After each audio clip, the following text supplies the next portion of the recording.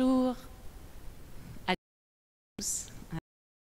Merci infiniment d'être présent à l'Académie du Climat. Je suis Cécile, je dirige la rédaction de l'Obs, qui vous accueille ici en compagnie de l'Académie du Climat et de la Ville de Paris. Donc on remercie infiniment la Ville de Paris de nous accueillir dans ce magnifique lieu pour 2 jours de débat. Je vais donner la parole à Emmanuel ensuite. Ces 2 jours, pourquoi on fait 2 jours de discussion sur l'écologie, puisque à l'Obs, c'est vraiment un trait, ou on va dire un angle qui nous tient particulièrement à cœur. L'écologie, c'est évidemment la transition climatique, ça structure notre débat public, ça structure nos vies, comme vous le savez, depuis maintenant plusieurs années. Ça fait finalement ça qu'on en a une conscience qui nous pousse à nous transformer, à nous adapter, et à continuer à atténuer notre Ces jours, on les a conçus avec Arnaud Gonzague, qui est ici, notamment, rédacteur en chef adjoint, l'organisatrice, autour de débats, de rencontres avec des chercheurs, avec des militants aussi, avec des politiques, et aussi avec des moments de... vous pourrez participer pour ceux qui souhaitent, et j'engage, si vous ne l'avez encore jamais fait, à l'atelier presque du climat, qui est un moment très intéressant de découverte de ce que l'on sait en matière de transition climatique qu'on ne sait pas.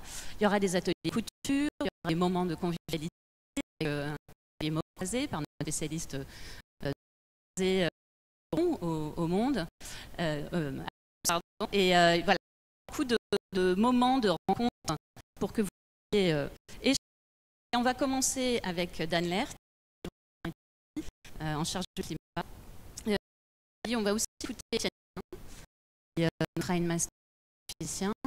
On parle aussi de génération, on parlera aussi et à venir avec l'activiste Camille, avec la journaliste Salomé Saké. Et on aura aussi la joie de remettre le prix de Ecoforce à Timothée. Je vais donner parole. Merci d'avoir choisi l'Académie du Climat pour organiser ces rencontres. Quoi de mieux pour organiser le week-end des possibles que de choisir le lieu des possibles? Je le dis devant Sarah Albi qui dirige l'Académie du Climat. Ce lieu est un lieu que nous avons voulu pour cela, que la maire de Paris a voulu pour cela. Ici, vous êtes, pour peut-être certains d'entre vous le savent, dans l'ancienne mairie du 4e arrondissement, mairie qui a fermé sur le plan administratif pour la mairie a été transférée sur le secteur Paris-Centre, ancienne mairie du 3e. Et dès qu'on a su qu'on allait avoir à disposition ce bâtiment, on s'est dit qu'est-ce qu'on peut mettre, qu'est-ce qu'on peut faire de ce bâtiment qui est l'un des plus grands, l'un des plus beaux, évidemment, de l'hypercentre parisien. Et Hidalgo, je veux en faire le lieu de la jeunesse sur les enjeux qui sont ceux de l'environnement. On veut en faire un lieu hybride dans lequel tous ceux qui veulent y venir, qui veulent y réfléchir, veulent débattre, veulent faire des choses, puissent y accéder facilement. On veut que ce soit un lieu de rencontre, permettre à des acteurs qui n'ont pas l'occasion de se fréquenter souvent. C'est par exemple comment faire en sorte que dans la thèse vous mettiez des entreprises, des militants d'Extinction Rébellion, des militants politiques, des militants citoyens, tout court, des scolaires beaucoup, et faire en sorte que de ce lieu de débat et de rencontre naisse une partie des solutions de l'avenir. Paris, vous le savez, est à l'avant-garde sur les enjeux environnementaux du monde, tel que l'humanité n'y a jamais été. C'est tout simplement un enjeu de soutenabilité qui met en cause la question de la soutenabilité de l'empreinte que nous imposons à la planète est vertigineuse, et les efforts que nous allons devoir nous imposer à nous-mêmes pour corriger la trajectoire que nous nous imposons est très exigeante. Alors, on est, souvent l'occasion de le dire, au final, une commune dans un vaste monde et dans le rôle de chacun. Mais on n'est pas n'importe quelle commune, pas n'importe quelle taille, pas n'importe quel moyen et pas n'importe quelle histoire. Et on s'est dit que si on pouvait, par une politique très ambitieuse, inspirer et montrer qu'on peut avoir des résultats, le ferons. Daniel va parler dans un instant à notre Hidalgo dans l'équipe de coordination de certains grands enjeux stratégiques en la matière et comment on arme la ville dans la connaissance des enjeux, des trajectoires et des mesures correctives que nous devons mettre en place, et notamment illustré à travers le plan climat, qu'il en dira le mot, dans lequel se télescope plusieurs enjeux sous-jacents, pas exhaustifs ici, mais au moins en rappeler quelques-uns. Le premier, c'est lutter contre la pollution. C'est un enjeu de santé environnementale, comme la démonstration qu'on peut prendre un système urbain dense dans lequel les modes de vie font que nous ne nous exposons pas nous-mêmes à des c'est le sujet de l'empreinte carbone. C'est la capacité mesurée à travers cet indicateur. Ce n'est pas le seul pays avec lui que nous imposons de production d'énergie sur un territoire et que le climat dessine une trajectoire de neutralité carbone. C'est cet objectif stratégique, de le documenter et ensuite de le mettre en œuvre dans l'ensemble des délégations qui sont celles de l'équipe d'Anne Hidalgo.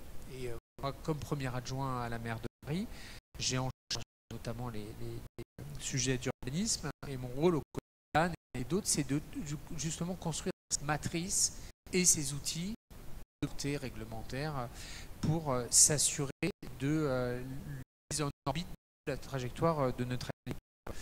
Et cette conférence intervient à un moment important pour la majorité municipale et disons-le, vraiment pour l'avenir de Paris, qui est celui à la fois débat sur le plan climat, travail non abouti mais qui avance bien, le sujet de la MIE Paris à 50 degrés, comment avec une sorte d'exercice de serious game, on se projette dans le changement climatique qui va se poser quoi qu'il arrive à Paris, quoi qu'il arrive.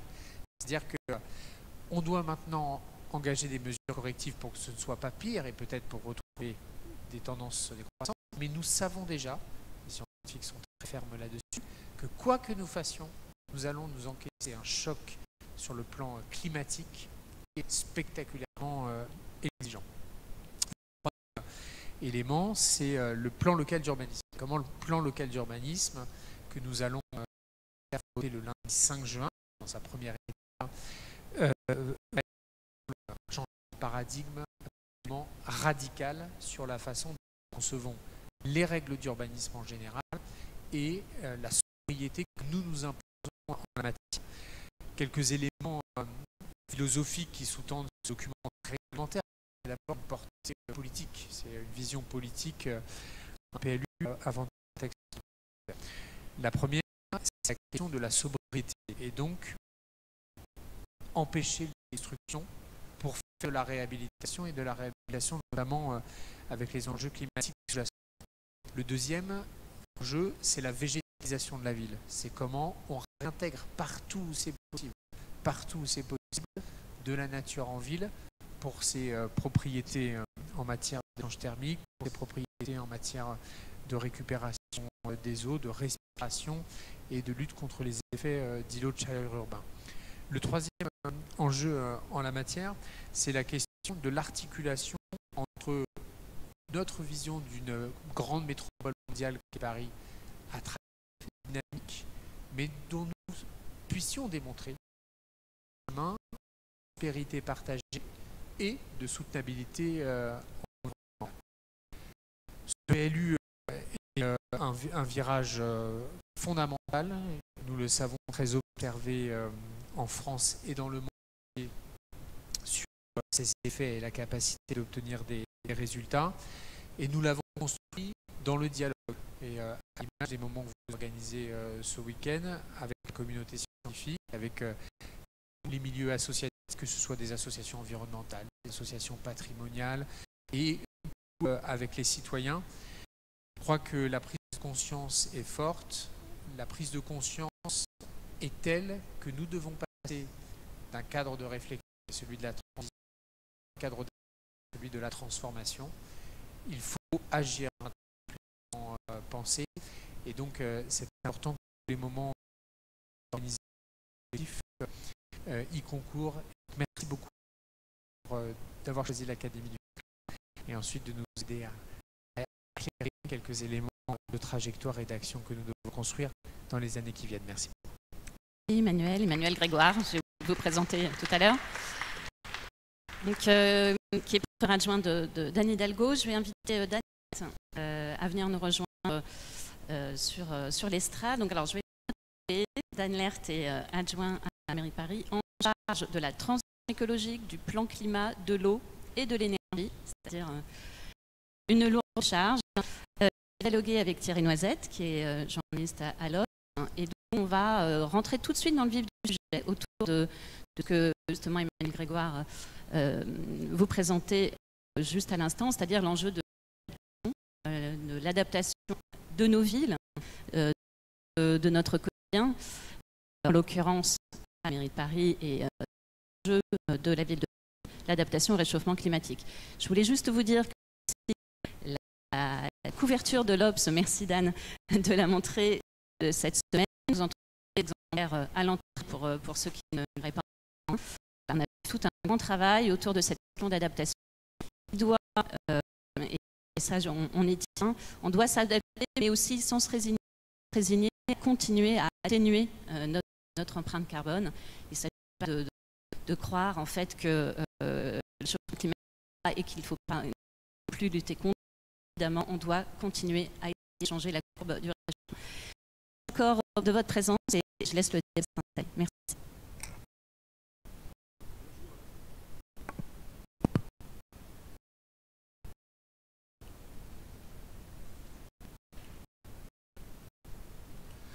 Bonjour à tous et à toutes.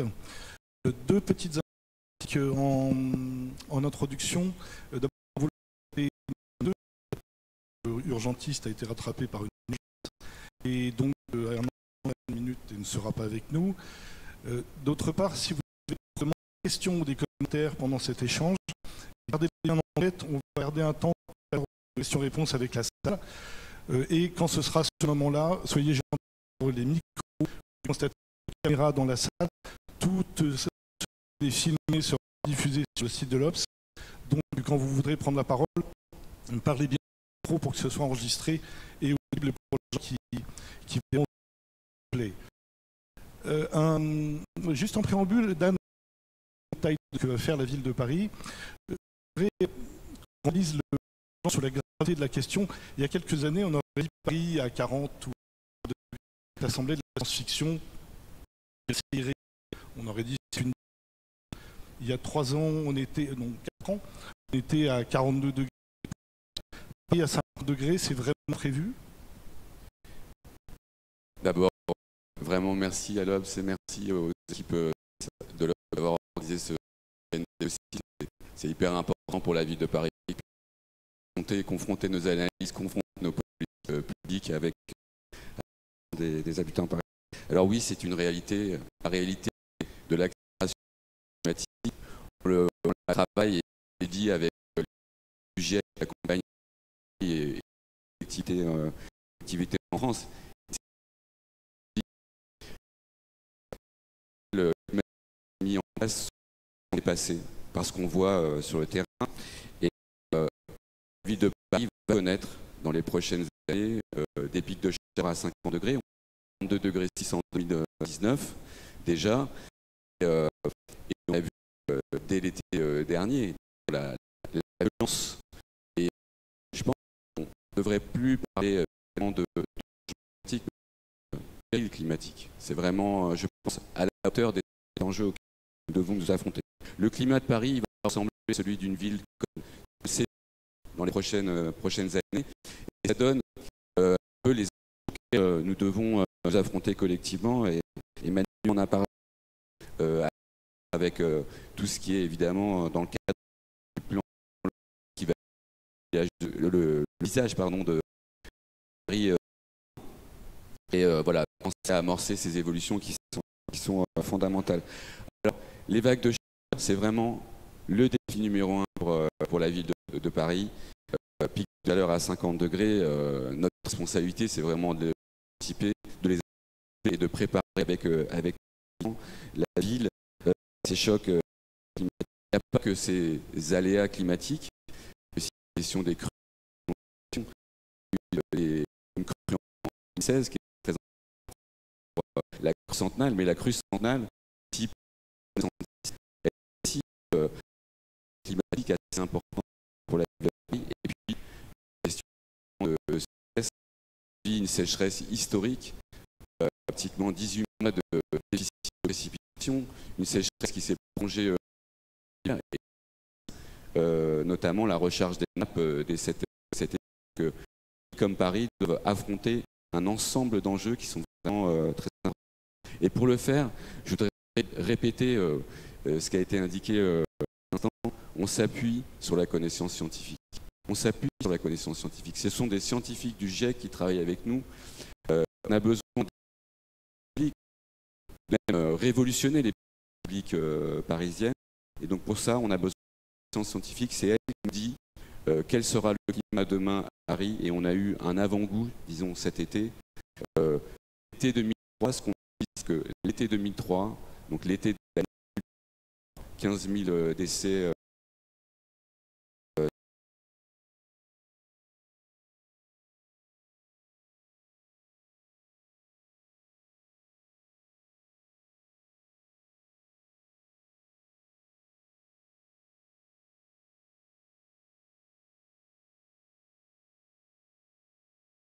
D'évaluation Paris à 50 degrés, dont l'intitulé dit bien ce qu'il veut dire, qui a fait, je crois, 85 recommandations.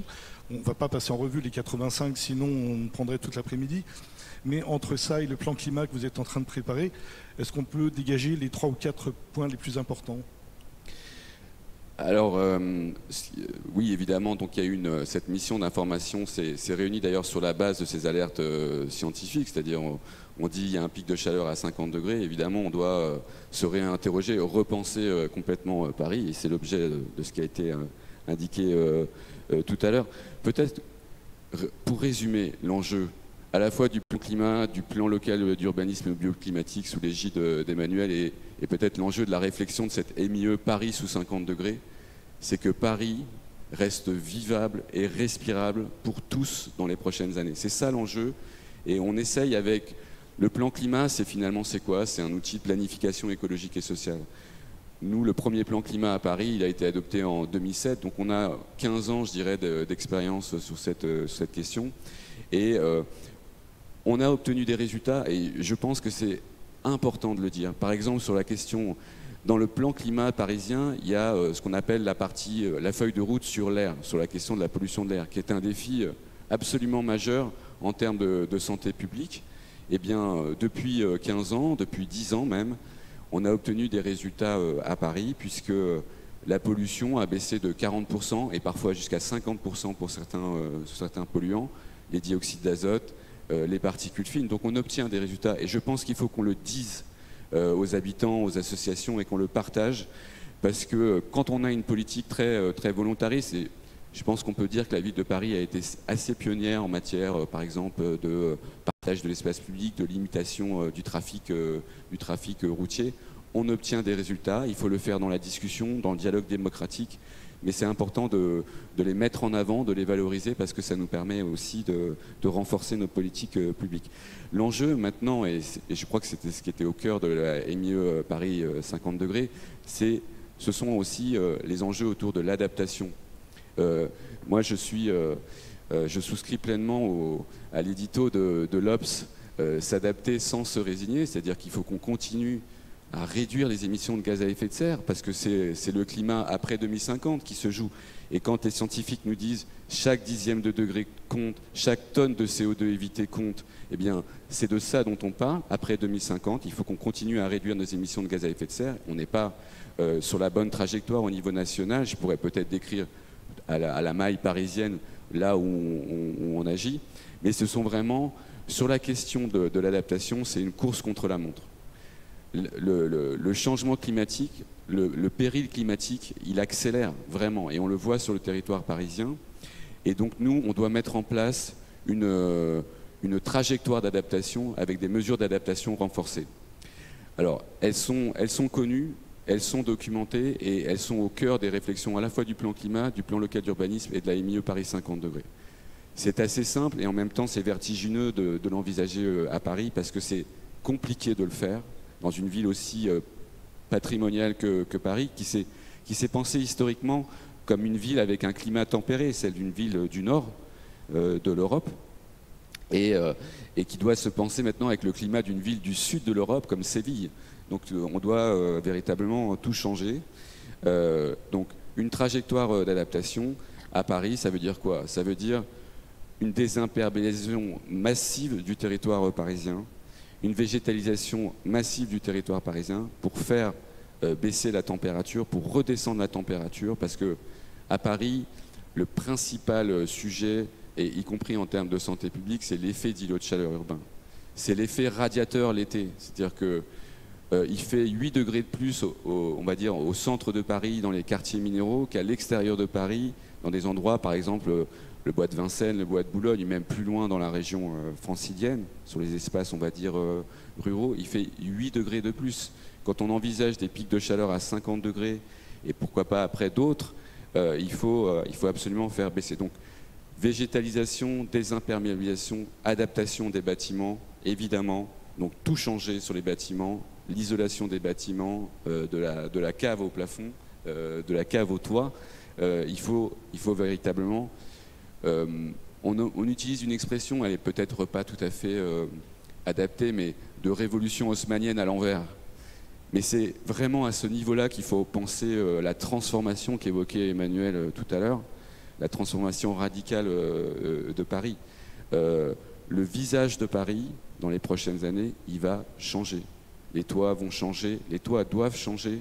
On doit avoir des volets partout à Paris, par exemple. Je vais prendre un exemple très basique, mais aujourd'hui, il y a encore énormément d'immeubles qui n'ont pas de volets ou de protection solaire sur les façades sud qui sont exposées.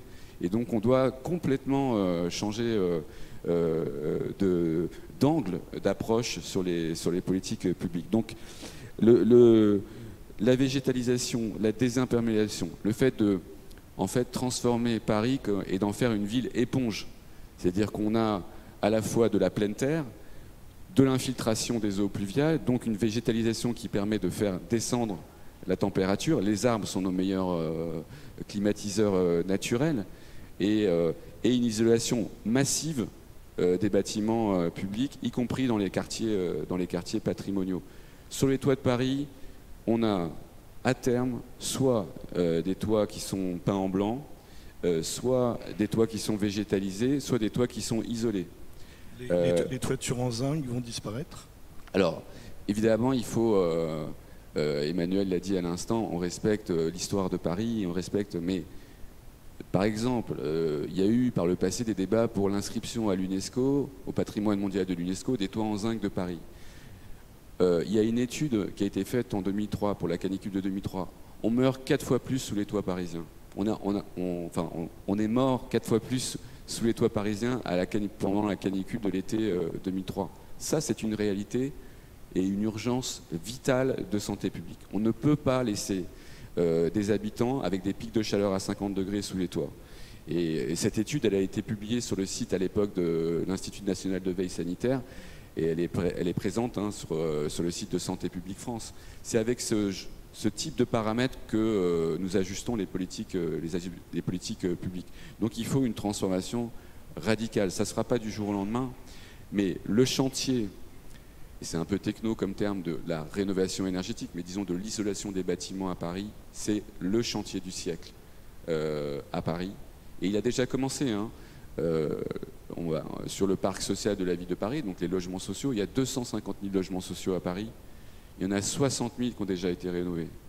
Et il faut qu'on aille beaucoup plus loin. Il faut que ces 250, les 190 000 autres, ils soient isolés et vite, et vite. Et après, il y a des changements aussi de comportement. On discutait avec un architecte l'autre jour qui nous disait il faut absolument une circulation de l'air à Paris. Il faut augmenter donc des appartements traversants. Il faudra peut-être envisager que les portes cochères à Paris soient ouvertes l'été. Soient ouvertes l'été parce que l'air va circuler, les cours d'immeubles vont être végétalisés, désimperméabilisés, circulation de l'air, rafraîchissement de l'air naturel. Très important. Et donc ça veut dire un changement de nos modes de vie. On va changer de vie à Paris.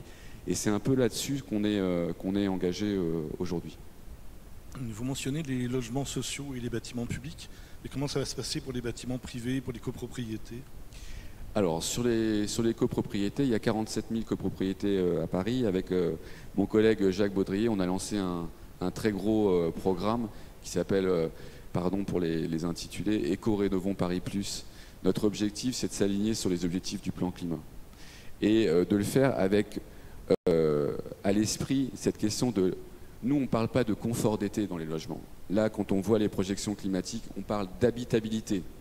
Avec des pics de chaleur à 50 degrés, les appartements des derniers étages à Paris ne sont plus habitables. Et dès cet été, on a fait une grande tournée pour le PLU, pour le plan climat, etc. Des gens nous ont dit, on n'a pas pu rester chez nous. Et il y a une question fondamentale sur les questions d'adaptation, c'est qui peut s'adapter?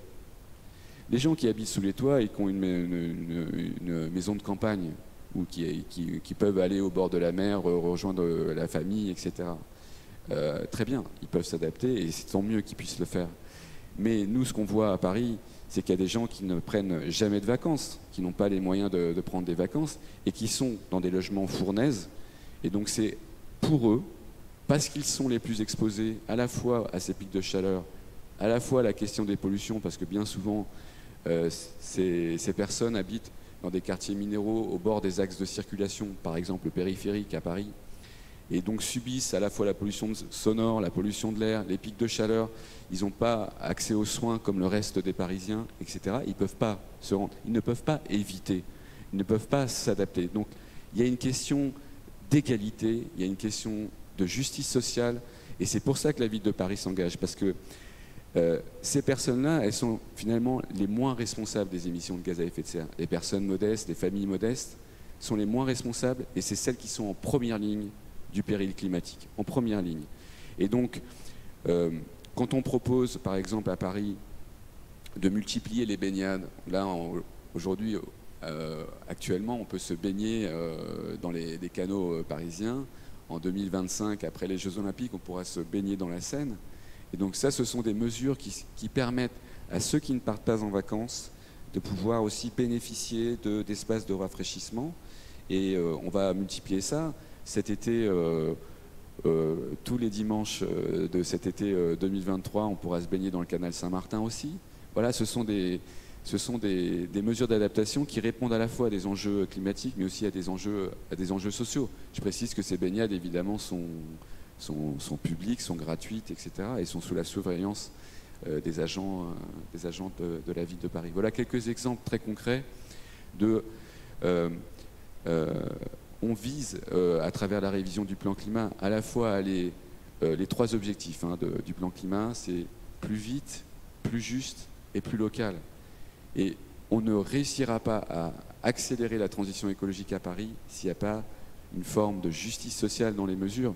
Et quand on parle de l'isolation des logements sociaux, pour permettre aux personnes qui vivent dans ces logements sociaux de faire en sorte que ça continue à être habitable, c'est aussi pour baisser leur facture d'énergie, c'est aussi pour leur permettre d'avoir une rénovation énergétique de qualité que tout le monde ne peut pas se payer à Paris. Dans les copropriétés, le plan climat, on va débattre d'une mesure très importante qui est portée par les associations de lutte contre les inégalités. Par exemple, c'est le reste à charge zéro pour les propriétaires occupants modestes. C'est-à-dire que parfois, un reste à charge de 10 ou 15%, sa quote-part sur les travaux qu'on doit faire dans un immeuble, eh ben, c'est insoutenable pour un certain nombre de propriétaires occupants modestes à Paris. Eh bien, on voudrait réduire à zéro ce reste à charge. Et c'est une mesure à la fois d'accélération de la rénovation énergétique et aussi de justice sociale, parce qu'on ne peut pas laisser de côté, au bord de la transition écologique à Paris, des personnes qui n'ont pas les moyens de s'adapter. Voilà, donc c'est pour ça que j'ai évoqué ces exemples.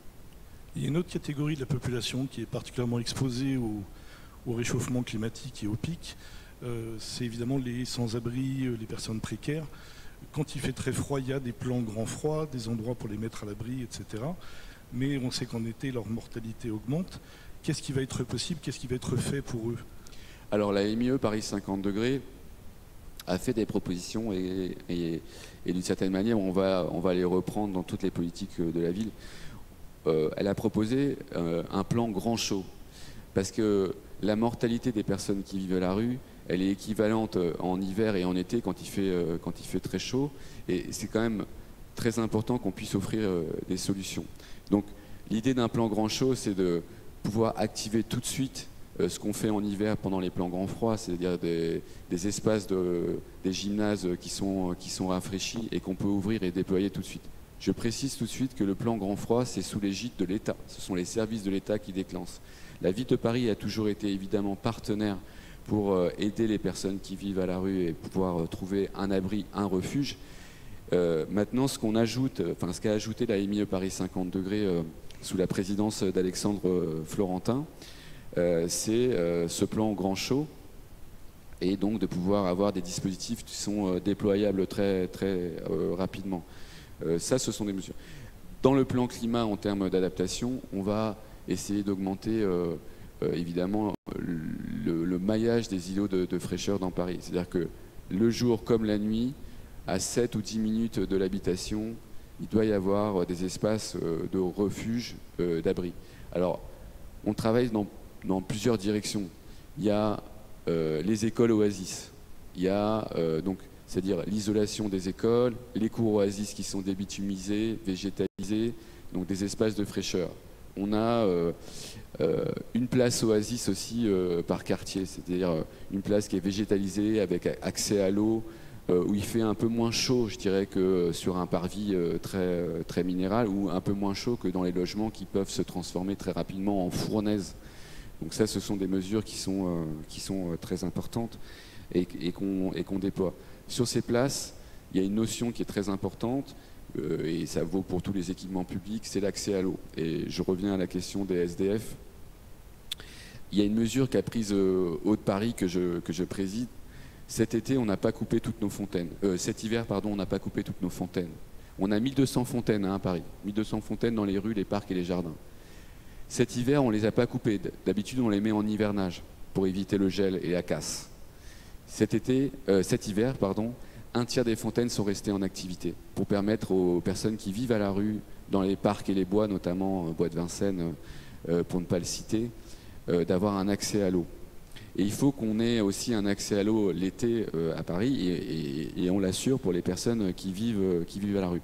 On va augmenter le nombre de fontaines à Paris, c'est des mesures très concrètes, augmenter le nombre de fontaines qui vont être aussi des brumisateurs, des fontaines brumisantes, donc à boire et brumisantes. Donc 115 nouvelles fontaines d'ici 2024.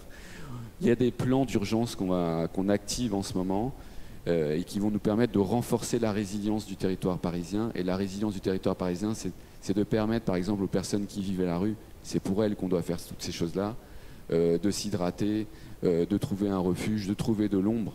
Ce sont des mesures que nous allons prendre, que nous prenons déjà, mais que nous allons évidemment amplifier et accélérer. L'été, c'est traditionnellement une période où il y a beaucoup d'événements extérieurs, des manifestations sportives, des festivals, des concerts, etc. Est-ce qu'avec la perspective de la chaleur croissante qui nous attend dans les prochaines années, il y aura un calendrier qui devrait être changé? Des événements plus au printemps ou en automne et beaucoup moins de choses dans ces 2 mois où il fait vraiment très chaud? Alors c'est sûr que le changement climatique, quand on dit que le climat de Paris va ressembler à celui d'une ville comme Séville, les horaires de travail vont être impactés, c'est évident. Et donc on doit repenser, et c'est pour ça que je disais que c'est un peu vertigineux, on doit repenser les horaires d'ouverture des équipements publics. Mais je voudrais prendre un exemple qui est intéressant. Le comité d'organisation des Jeux Olympiques s'est posé la question des horaires du marathon. Parce que imaginez un marathon olympique à Paris en pleine canicule, et nous on anticipe un pic de chaleur à 50 degrés pendant les Jeux Olympiques à partir du 26 juillet l'été prochain. Ça nous poserait, avec sur le territoire parisien, des millions de touristes qui ne parlent pas forcément le français ou même l'anglais, pour arriver à gérer une crise, on va dire, pour le dire comme ça, de cette ampleur-là. Ça pose quand même des questions, là, plus de gestion de crise, mais quand même qui nous interpellent et sur lesquelles on essaye de travailler. D'ailleurs, la MIE Paris 50 degrés. Mais le COJO réfléchit aux horaires du marathon, et ça en dit long sur la réflexion sur l'adaptation des usages, par exemple pour les courses olympiques, mais pour l'ouverture de nos équipements publics, sur... je disais tout à l'heure sur cette histoire de porte cochère qui devrait peut-être être ouverte à terme, mais ça c'est des choses comme ça qui montrent l'ampleur de l'adaptation que nous devons faire. Et donc évidemment tous les grands événements extérieurs doivent être pensés à l'aune de ces projections climatiques. On travaille sur le déploiement d'ombrières à Paris. D'ombrières, ça a l'air comme ça un peu pas à la hauteur des enjeux, mais en fait c'est fondamental. À Séville et dans toutes les villes du sud de l'Europe, on voit des exemples d'ombrage, soit végétalisés, soit des ombrières en dur. Partout où on ne peut pas planter des arbres, il faudra qu'on déploie de l'ombre, tout simplement, à Paris. Et je sais que le comité olympique réfléchit dans les zones d'approche des sites olympiques, évidemment, à avoir ces ombrières pour protéger un petit peu les visiteurs et les touristes qui vont être dans des zones d'attente pendant assez longtemps. Et nous allons déployer avec Côte-Paris, pas autour des sites olympiques et partout à Paris, des nouvelles fontaines pour permettre un peu plus de résilience du territoire parisien. Mais ça modifie, le climat qui change à Paris, ça modifie tout. Ça modifie les événements sportifs, les événements en extérieur, et toute la vie, je dirais, quotidienne des Parisiens, des touristes ou des personnes qui viennent à Paris. À Paris, on a 30 millions de touristes par an, 2,1 millions d'habitants et 1,1 million de personnes qui viennent travailler à Paris. Voilà un peu l'enjeu auquel nous devons répondre.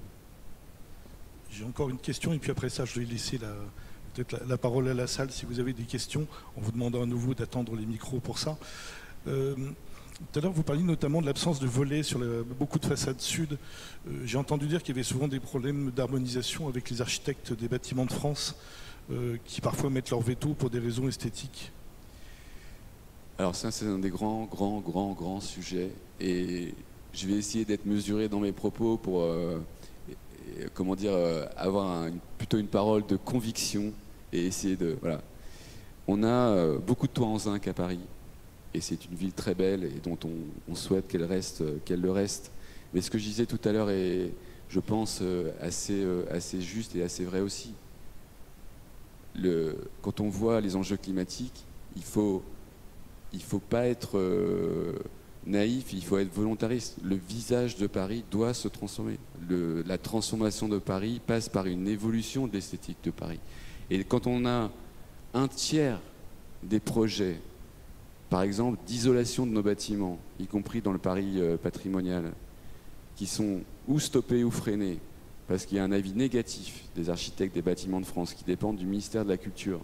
Il faudrait que le ministère de la Culture parle au ministère de la Transition écologique et parle au ministère, je ne sais pas, des crises ou de la sécurité des crises. Parce qu'on ne peut plus... on ne peut plus avoir des refus, par exemple, des ABF, d'équiper des bâtiments historiques qui ont eu par le passé des persiennes, par exemple, dans le centre de Paris, un refus d'équiper en protection solaire avec soit des volets, soit des persiennes. C'est plus possible je pense que du point de vue de la santé publique, on ne peut pas en rester à ce constat-là. Il faut être très objectif. Il y a une évolution de la doctrine des ABF et on a un dialogue permanent avec eux pour le respect de l'esthétique. Leur mission, c'est la protection du patrimoine. C'est sûr que c'est une question importante pour eux. Notre mission, c'est la protection des Parisiens et donc de trouver les bonnes solutions. Donc oui, il faut qu'on puisse, si on ne peut pas isoler correctement, par exemple, des bâtiments haussmanniens avec des toits en zinc ou faire une toiture végétalisée sur un bâtiment haussmannien, il faut qu'on puisse peindre les toits en blanc. Et on réfléchit par exemple ici à l'Académie du Climat, dans l'ancienne mairie du 4e, à peindre les toits en blanc pour avoir un espèce de démonstrateur de ce qu'il faut faire. Quand on a des résultats qui nous disent, nous on a peint quelques équipements publics en blanc, c'est entre -3 et -6 degrés en dessous. Et on parle d'école, on parle de gymnase, on parle de bibliothèque, on parle de crèche. Donc -3 à -6 degrés en dessous, quand on a des pics de chaleur à 50 degrés, attendus, pardon, c'est extrêmement important. Il faut qu'on puisse aller vite. Et donc la discussion avec les ABF, maintenant, c'est comme le changement climatique, elle doit s'accélérer. Il faut qu'on accélère cette discussion. Il faut que le ministère de la Culture, il parle au ministère de la Transition écologique et qu'on obtienne des résultats. Je disais tout à l'heure, c'est une course contre la montre, la question de l'adaptation, et notamment pour les personnes les plus vulnérables, les plus modestes, les plus exposées. On ne peut plus attendre. On ne peut plus attendre. Donc il faut qu'on ait cette discussion et très rapidement. L'AMIE Paris 50 degrés a quand même permis d'activer ce dialogue avec les ABF qui sont venus présenter leur mission. Mais là, on est passé avec les projections qu'on a, on rentre dans un univers inconnu. Il faut qu'on obtienne très rapidement des résultats. Ce serait dommage d'avoir des bâtiments magnifiques mais qui seraient vides parce que les habitants seraient enfuis ou seraient morts. Est-ce qu'il y a des questions dans la salle? Il y a un micro qui circule. Oui.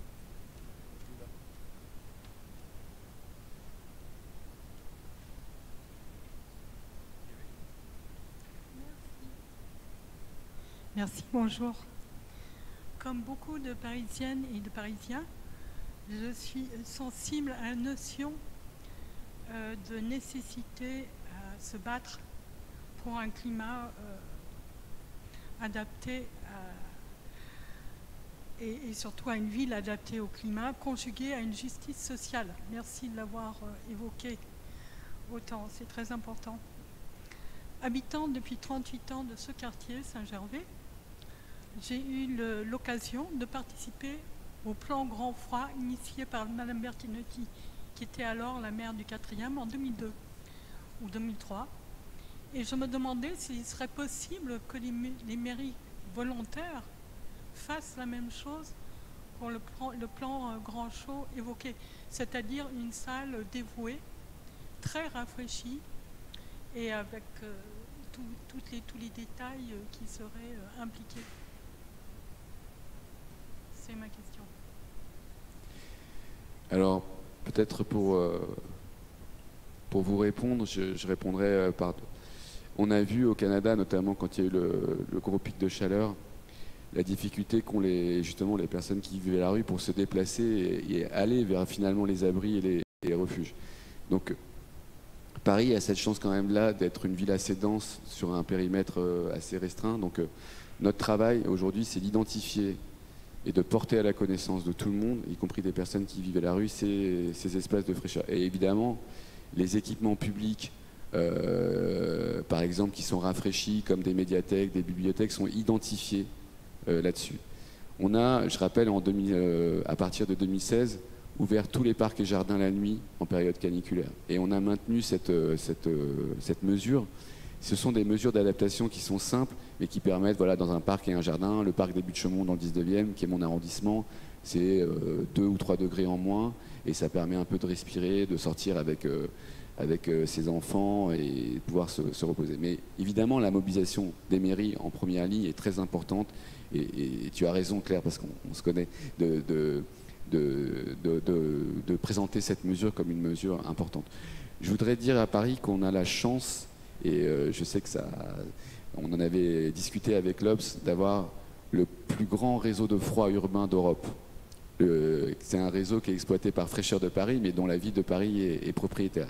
Et par exemple, pour citer quelques grandes institutions qui sont rafraîchies par ce réseau de froid. Vous avez le musée du Louvre, l'Assemblée nationale, Radio France, enfin des grandes institutions voilà, qui sont opérées, qui sont rafraîchies pardon, par ce réseau de froid. Notre objectif avec le réseau de froid, on va tripler sa taille dans les prochaines années, d'ici 20 ans, c'est de raccorder l'ensemble des hôpitaux parisiens, l'ensemble des établissements de santé. Et c'est un objectif qui est très important. Et pour le dire clairement, c'est une alternative à la climatisation autonome. Si aujourd'hui, et c'est une mesure d'injustice pour les personnes qui vivent à la rue, on n'avait pas d'alternative à la climatisation individuelle ou autonome. Autonome s'entendant pour les grands magasins, etc. On aurait une catastrophe environnementale, et je voudrais très rapidement aller sur la climatisation. Catastrophe environnementale parce que pour faire de la climatisation, on réchauffe l'air extérieur pour refroidir l'air intérieur. Donc c'est plus 2 à plus 3 degrés de l'air extérieur pour pouvoir rafraîchir à l'intérieur. Imaginons un pic de chaleur à 50 degrés. Imaginons aussi la consommation électrique qui serait abyssale pour ces solutions de climatisation autonome. Et donc on envisagerait un blackout l'été. Et on parlait cet hiver de blackout avec les histoires de crise énergétique. Mais donc il faut à tout prix lutter contre l'emballement autour de la climatisation individuelle ou autonome. Et donc le réseau de froid parisien, qui se sert de l'eau de la Seine pour produire une solution de rafraîchissement, il est hyper important, il est même stratégique, il est même décisif dans les mesures d'adaptation. C'est un outil stratégique de la ville. Donc on va essayer, et c'est la mission qui a été donnée à Fraîcheur de Paris, de viser en particulier les établissements sensibles comme les hôpitaux de la PHP. Et là aussi, ces grandes institutions doivent faire des efforts pour aller dans cette direction et ne pas s'équiper eux-mêmes de solutions autonomes. Établissements sensibles, les crèches, les EHPAD, où il y a des gens qui sont beaucoup plus vulnérables à la question des pics de chaleur. Donc, avec cette solution et avec la mobilisation de l'administration parisienne, des services publics parisiens, on peut envisager des solutions comme tu décris, c'est-à-dire qu'il y ait une salle rafraîchie dans ces équipements qui sont prioritaires, ou protéger encore mieux ces établissements sensibles comme les hôpitaux parisiens. C'est un peu l'objectif qu'on se fixe. Et là, encore une fois, il y a une course contre la montre et les travaux nécessaires pour le réseau de froid urbain, ils sont quand même gigantesques aussi, il faut se le dire. Et donc, voilà. Mais en tout cas, c'est une politique qui est poursuivie par la ville. Oui. Écoutez, merci de ce que vous nous avez dit.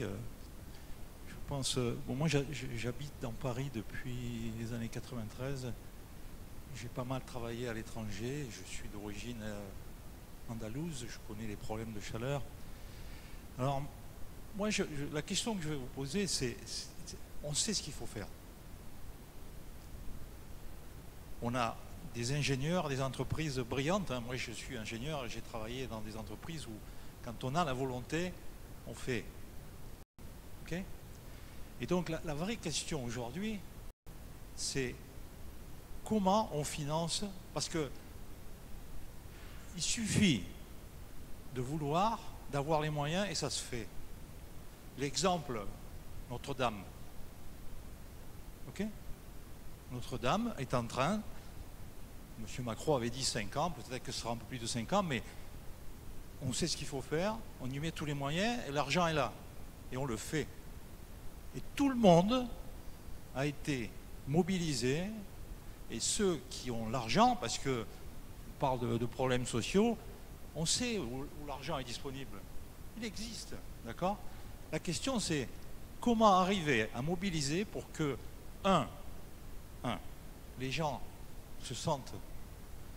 Pourquoi on est capable aujourd'hui de reconstruire Notre-Dame et on va laisser Paris pourrir, quoi. D'accord ? C'est ça l'enjeu aujourd'hui. L'enjeu aujourd'hui, il est fort, il est là-dessus. Et moi, la question que je vous pose, c'est ça. Comment vous allez faire pour mettre en œuvre et comment aller obtenir les finances pour le faire ?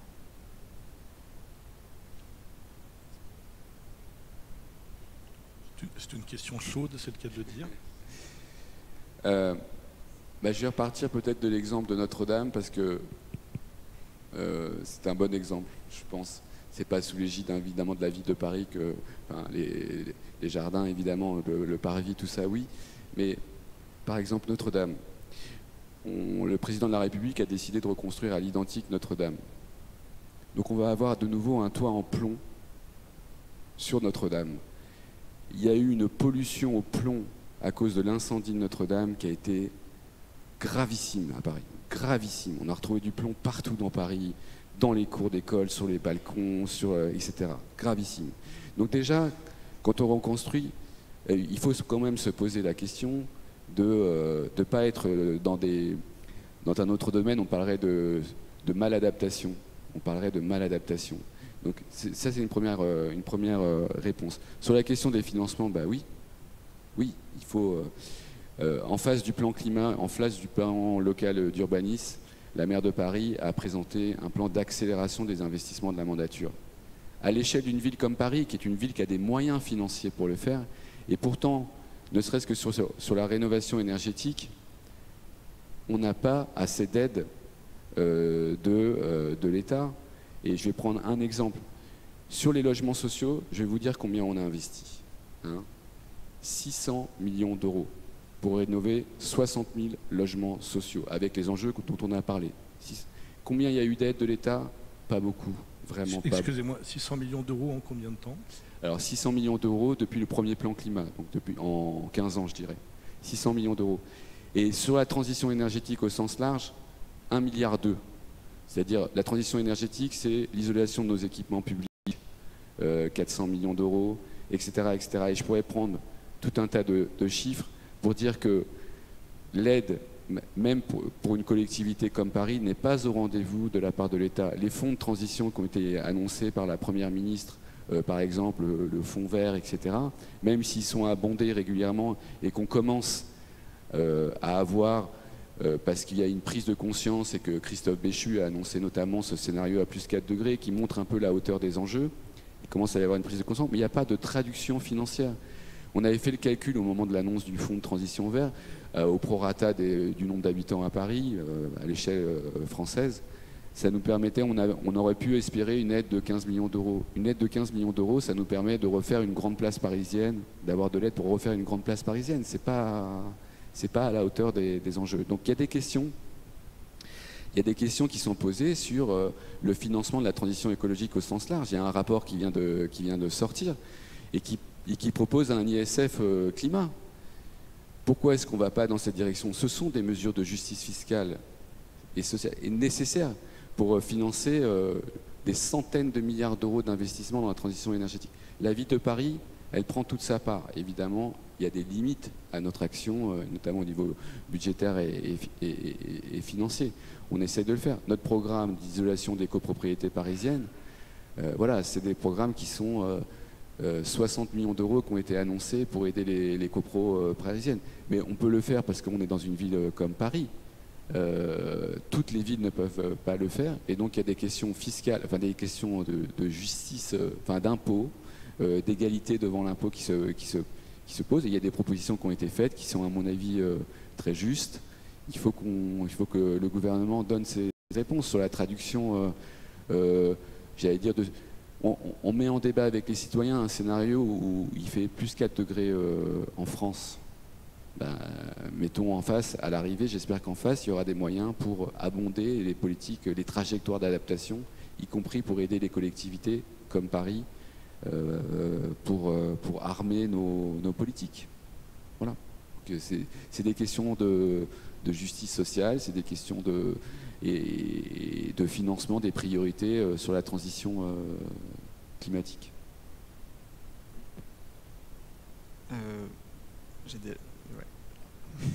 Je voulais vous remercier tout d'abord pour la conférence et je voulais vous poser une question peut-être qui voit un petit peu plus les choses sur le très long terme de prospective, qui serait dans un contexte où le climat impacte grandement la ville.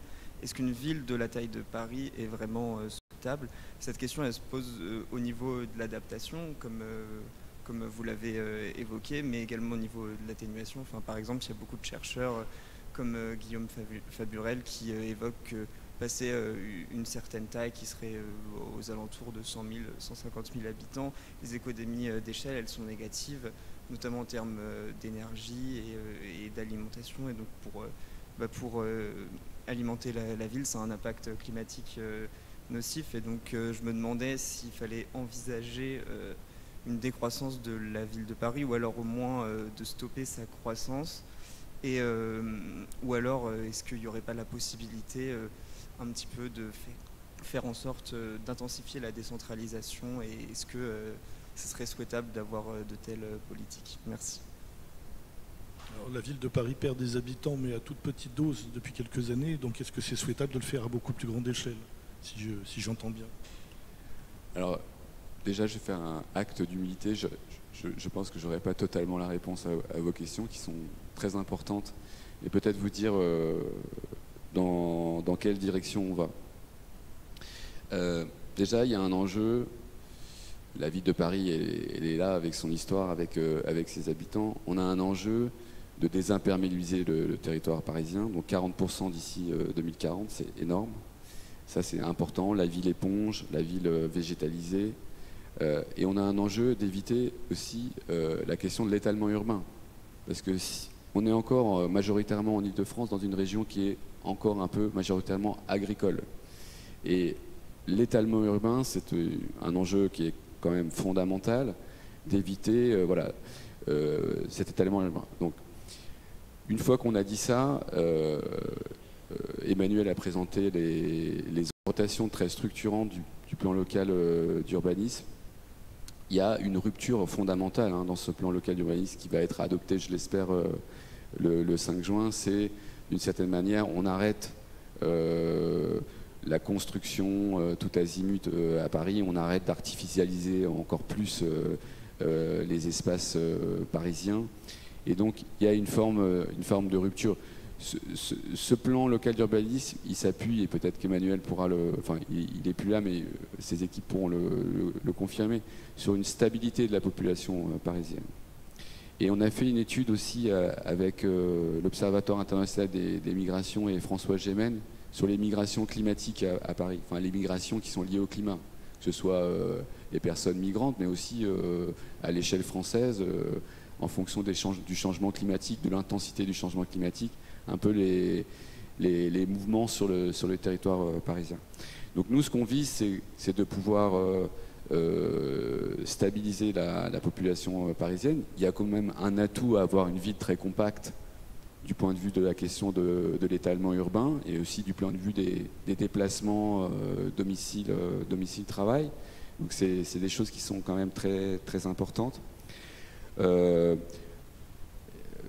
La question de favoriser la réhabilitation plutôt que la démolition, reconstruction, ce sont des choses qui sont importantes parce que ça préserve l'habitabilité aussi de cette ville. Ça permet aux Parisiens et aux Parisiennes d'envisager de vivre dans cette ville, une ville qui soit plus respirable. Donc c'est un peu avec ces données d'entrée-là qu'on réfléchit un peu à très long terme. Mais encore une fois, l'enjeu, c'est que Paris reste habitable. Donc, est-ce qu'il faut envisager pour y arriver une décroissance de la population parisienne?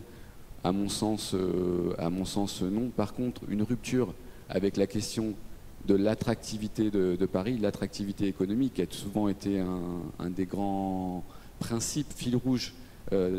Est-ce qu'on doit continuer à entasser les sièges sociaux, on va dire, dans l'hypercentre de Paris? Je ne crois pas. Est-ce qu'on doit, par contre, permettre aux habitants qui sont déjà là de pouvoir y rester, c'est-à-dire de se protéger des fortes chaleurs, de pouvoir y habiter dans des logements qui sont habitables, etc. Oui, ça passe par les mesures qu'on a indiquées d'adaptation.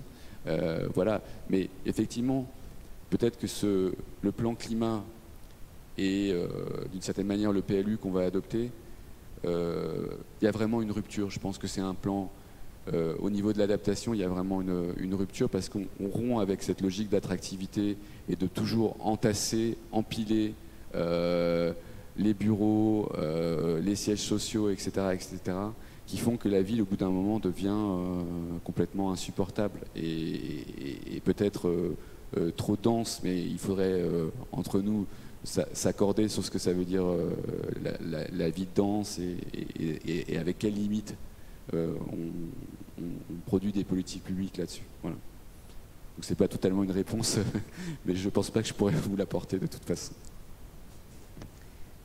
Bonjour, merci beaucoup. En fait, c'est assez intéressant. Depuis le début, on se rend compte que pour travailler sur cette partie climat, c'est le royaume des injonctions contradictoires ou de la quadrature du cercle, puisqu'on cherche à maintenir quelque part notre niveau de vie. Donc, je reprends la partie financement. Le financement, quand on parle de l'État, c'est nos impôts. On va parler d'inflation. On parle de climatisation, on parle d'énergie. Alors, je vais revenir, moi, sur un autre exemple, sur la partie, justement, îlot de fraîcheur, arbres. On parle de l'eau. On parle de l'eau qui devient de plus en plus rare puisqu'on a des niveaux de sécheresse. Donc voilà, comment est-ce qu'on travaille sur ces fontaines, ces îlots de fraîcheur, etc., dans un moment où on arrive sur une pénurie d'eau? Alors ça, c'est aussi une question très difficile. Mais déjà, il pourrait y avoir une forme d'opposition entre végétaliser la ville et finalement cette raréfaction de la ressource en eau qu'on constate également au niveau du territoire parisien, même si on est relativement épargné par rapport, on a vu à l'été 2022, on n'a pas de pénurie d'eau à Paris, et à moyen terme, c'est pas ce qui est envisagé, même s'il y a des tensions sur la ressource en eau, et de toute façon, il faut que le territoire francilien dans son ensemble soit solidaire du reste du territoire national. Mais par exemple, dans le choix des espèces qu'on va planter à Paris, dans le fait ces espèces soient économes en eau, par exemple, ça c'est une grande dimension des mesures d'adaptation qu'on fait.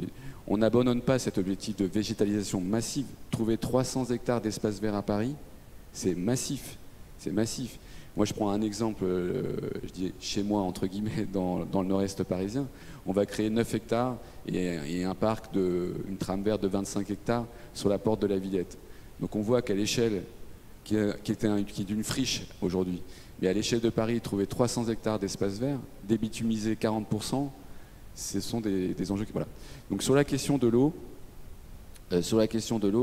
il faut évidemment qu'on adopte, et c'est le fil rouge à la fois du plan local d'urbanisme et du plan climat, c'est la sobriété. Sobriété énergétique, sobriété en eau, c'est le climat de demain, et donc il faut toutes nos politiques soient alignées sur cette question-là.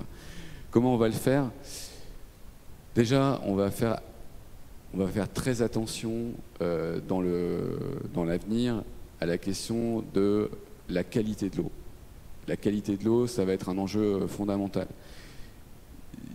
On a toutes les projections climatiques, par exemple, sur le ralentissement du débit et de l'étiage de la Seine, qui sont des éléments qui sont très importants. Ce qui veut dire que la question de qualité de l'eau de la Seine vont être au centre. Et c'est pareil pour les nappes phréatiques. Le schéma d'alimentation de Paris, il est assez résilient. On a 50% qui vient des nappes souterraines et 50% qui vient des eaux de surface, donc de la Seine et de la Seine essentiellement. Donc on va lutter déjà au niveau parisien contre les fuites dans notre réseau d'eau potable. On a un des meilleurs rendements du réseau au niveau français. On a 92% de rendement à peu près. Et on va essayer d'augmenter parce qu'à chaque fois qu'on gagne un point, c'est l'équivalent d'une ville de la consommation d'une ville de 20 000 habitants qu'on arrive à économiser en eau.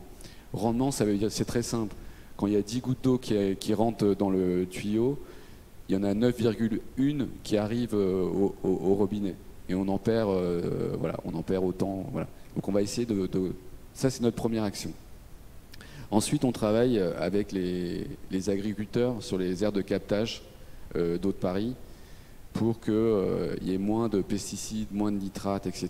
qui soient mis et qui passent, s'ils peuvent passer au bio. Donc on les aide à faire la transition pour qu'on ait moins à traiter en aval. Et ça, c'est une forme de préservation et de protection de la ressource en eau parce qu'on prévient à la source les pollutions. Donc au final, on a moins de traitements et on a moins de traitements curatifs. Parce qu'il y a des grandes multinationales de l'eau qui nous proposent toujours le tout technologique, toujours la dernière technologie pour traiter l'eau. sans se préoccuper de ce qui se passe avant. Et le meilleur traitement, c'est prévention à la source des pollutions. Après, je vous ai dit sur la végétalisation, le fait que on fasse un choix d'espèces végétales qui soient moins gourmandes en eau, y compris avec des objectifs plus importants en termes de végétalisation. Et après, il y a toute une question autour du mix hydrique du territoire parisien. Il faut là aussi faire notre évolution et changer de paradigme. Il faut qu'on récupère plus les eaux pluviales. Il y a des exemples très importants ailleurs qu'à Paris, où finalement les eaux pluviales, je vais prendre un exemple très concret, les gouttières sont déconnectées du réseau d'assainissement. Avant, les eaux pluviales, elles descendent, elles vont dans le réseau d'assainissement, dans les égouts. Et bien là, il faut que partout sur le territoire parisien, on puisse avoir des gouttières qui soient connectées au parterre qu'on va végétaliser, par exemple. Il faut que on augmente la part de... On a un réseau d'eau non potable à Paris, c'est historique, c'est très important. On le préserve, on le pérennise, on essaie de le sauver d'ailleurs dans toutes ces conduites de transport. Il faut qu'on utilise toute la ressource en eau à notre disposition donc le réseau d'eau non potable. Il nous sert à faire fonctionner les égouts, hein, essentiellement, 80-90% sert à faire fonctionner les égouts, donc faire des réservoirs qui nous permettent de faire circuler les eaux usées, très important. Il nous sert à arroser, il nous sert à nettoyer les rues. Voilà, c'est de l'eau qui n'est pas traitée, donc dont l'empreinte carbone est beaucoup moins forte que l'eau potable. Parfois, on est obligé d'utiliser l'eau potable hein, pour faire tout ça. Enfin, pas pour les égouts, mais pour arroser parfois. Et donc, on va, en même temps qu'on travaille sur la sobriété en eau, donc la réduction des consommations d'eau sur le territoire parisien. Il faut encore que les Parisiens fassent des efforts. Hein. C'est à peu près 140 litres d'eau consommée à Paris. Donc on n'est pas dans la même situation que d'autres villes dans le sud où il y a des milliers de piscines qui servent à rien. Et on peut se poser la question quand on est dans des périodes de sécheresse comme ça qui vont être amenées à s'installer dans la durée. Les Parisiens n'ont pas de piscine à Paris. Et donc, voilà, on fait tout un travail. Par contre, on fait un travail sur nos piscines. Je vais prendre un exemple, là aussi dans le nord-est parisien. Maintenant, quand on refait une piscine, c'est 30% d'économie d'énergie et 30% d'économie sur les consommations d'eau. Des exemples, voilà. On va réutiliser aussi, on va essayer de réglementairement pouvoir réutiliser l'eau des piscines. On fait des vidanges chaque année. Il faut que la vidange de l'eau des piscines puisse servir à quelque chose. Quelques exemples voilà, très concrets. Mais évidemment avec ce fil rouge qui est réduire les consommations d'eau très rapidement, être sobre en eau, et y compris avec des objectifs de végétalisation très importantes à Paris, en diversifiant le mix hydrique, comme on dit. Voilà. Demain, des jardins avec des cactus et des palmiers. On a un peu débordé, non je regrette, mais on va prendre une dernière question et puis après on va devoir arrêter. Mais je vous rappelle qu'on reprend à 14h pour les prochaines tables rondes et échanges. Madame. Merci, bonjour. Diane Valarange, journaliste à Actualité Habitat. Je voudrais rebondir sur deux questions qui ont été posées précédemment. La première, vous avez dit qu'il y avait des atouts à limiter l'étalement urbain. Est-ce à dire que la ville de Paris entend densifier, construire la ville sur la ville, comme on dit pour prendre une formule un peu galvaudée? Ça c'est ma première question. Et quid de l'habitabilité que vous évoquez à de nombreuses reprises? Est-ce que vous pensez vraiment que ça correspond aux souhaits des Parisiens? Et deuxième question, pour les logements sociaux, 60 millions pour 60 000 rénovations, il en reste 190 000. Que prévoit le PLU bioclimatique en termes de financement sur ce point? Merci. Alors peut-être, je prends votre question sur la question de l'habitabilité. Est-ce que c'est le souhait des Parisiens? Alors oui, et la rénovation. Juste le souhait des Parisiens, et il s'est exprimé très fort, c'est d'être protégé. Moi j'ai passé beaucoup de réunions publiques sur le plan climat, et la demande d'être protégé du péril climatique. Et donc j'ai passé beaucoup de réunions avec des gens qui me disaient, moi cet été, comme je le disais tout à l'heure, je ne pouvais pas vivre chez moi et j'ai dû partir. Donc cette demande, elle est très forte et elle est beaucoup plus forte que par le passé. Et on a fait ici plusieurs réunions publiques à l'Hôtel de Ville avec la maire de Paris et on a vu des milliers de copropriétaires venir à la présentation de ces programmes Éco-Rénovons Paris Plus, etc. Les salles dans toutes les mairies d'arrondissement sont pleines et c'est x5 sur les demandes. L'Agence parisienne du climat croule sous les demandes. Donc cette demande sur l'habitabilité d'été, elle est là. Elle est là.